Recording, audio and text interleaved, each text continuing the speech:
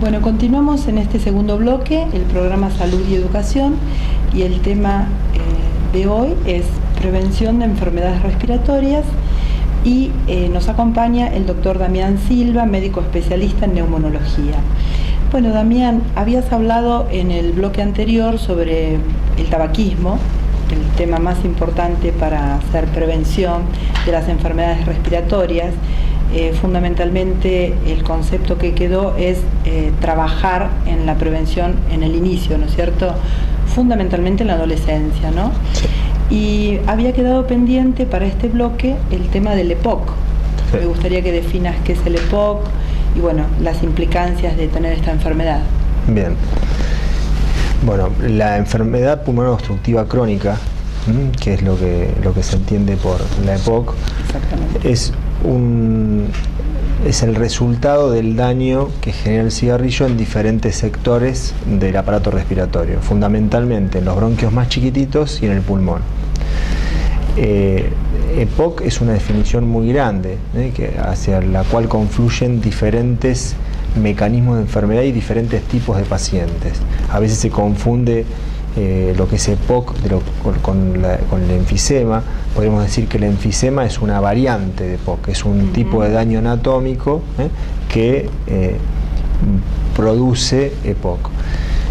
Básicamente el denominador común hacia donde llevan todos este daño es hacia la limitación al flujo expiratorio.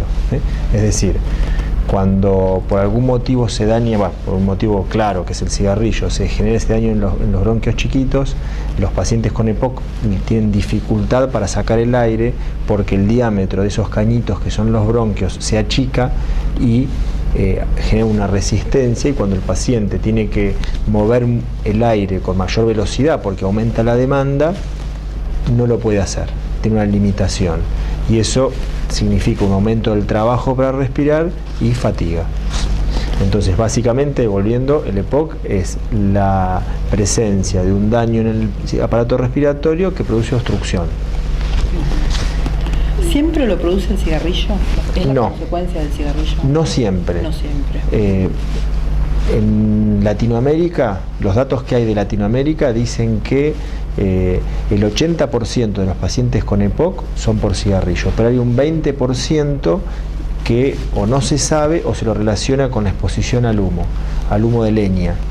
Nosotros por ahí en lugares más fríos es más probable que se utilice, en lugares y en sectores por ahí con menos recursos también puede aparecer EPOC asociado a eso, a la combustión incompleta, al humo, cuando uno se calefacciona con leña. Con leña. Sí. Y la manera de hacer el diagnóstico, por ahí es lo que decías, ahora hay campañas de difusión. Eso me interesa que focalices la atención en esto, porque bueno, para poder informar, ¿no? ¿Cómo hacemos el diagnóstico? El diagnóstico de EPOC se hace con espirometría. ¿Sí? De hecho, es una definición funcional. O sea, uno puede sospecharlo por los síntomas, pero hasta no tener una confirmación por espirometría no lo puede saber. La espirometría es un estudio muy sencillo que hacen los neumonólogos, en los cuales el paciente sencillamente lo que hace es soplar a través de un aparato y se mide si existe limitación en el flujo. Si esa limitación es irreversible con la medicación, es EPOC. Si no es reversible, es decir, si uno sospecha, por ejemplo, hay muchas veces que uno detecta un paciente con fatiga y limitación, pero con medicación mejora. Eso no es EPOC. Es posible que se trate de un paciente con asma, por ejemplo.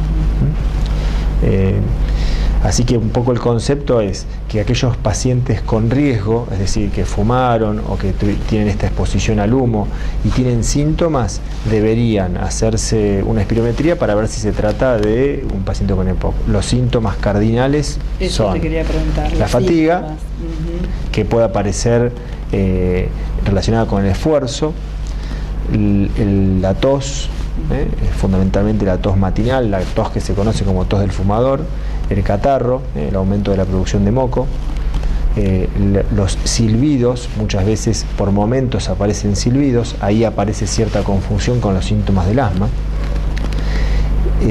y algo que es muy frecuente es detectar a los pacientes con EPOC cuando se exacerban. La EPOC produce una disminución de las defensas locales y hace que las bronquitis en los pacientes que fuman y tienen este daño sean mucho más severas, más difíciles de curar, y estos síntomas que mencionamos aparecen por primera vez cuando tiene estas bronquitis. No es normal que una persona con bronquitis tenga fatiga, ¿sí?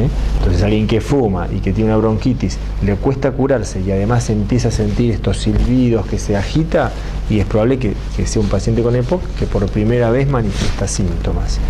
Bien. Así que ahí sí hay que hacer una consulta, porque el EPOC, el principal tratamiento, igual uno lo puede hacer sin consultar: dejar de fumar. Dejar de fumar. Esa es la principal intervención. Claro. Pero bueno, hay otros tratamientos que también colaboran y que pueden ayudar para que la calidad de vida, sobre todo el paciente que ya tiene la enfermedad, mejore. El dejar de fumar tiene un efecto importante. Y clave. ¿Se revierte la situación? No se revierte. No se revierte. No se revierte. Evitamos que empeore. Exactamente. Se enlentece la progresión. Bien. ¿Sí? El EPOC o la EPOC es una enfermedad que por definición es irreversible, ¿sí?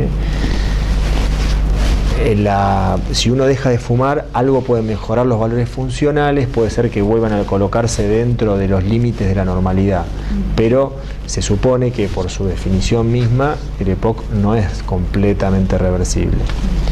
De todas maneras, dejar de fumar genera un efecto sintomático siempre muy notable, y es la principal, mejora la calidad de vida, disminuye la progresión de la enfermedad, está claro que disminuye además la mortalidad. La mortalidad, sí. Bueno, está muy clara tu explicación. Te voy a dejar una pregunta pendiente para el próximo bloque. Yo siempre insisto en que es importante hacerse controles médicos cuando las personas están sanas, para poder detectar las enfermedades en su estadio silencioso, ¿no es cierto? Porque muchas veces cuando aparecen los síntomas ya detectamos la enfermedad en un cierto nivel y a veces los tratamientos son más complicados, y cuando pesquisamos a una enfermedad en su estadio silencioso podemos a veces hasta curar, ¿no es cierto? Por ejemplo, en una mamografía podemos detectar las microcalcificaciones antes de que aparezca un nódulo, y si esas microcalcificaciones corresponden a un cáncer de mama, bueno, ya con erradicar quirúrgicamente esa zona comprometida, curamos a la mujer de un cáncer de mama, ¿no? Antes de que aparezca el nódulo y consulte porque tiene un nódulo en la mama.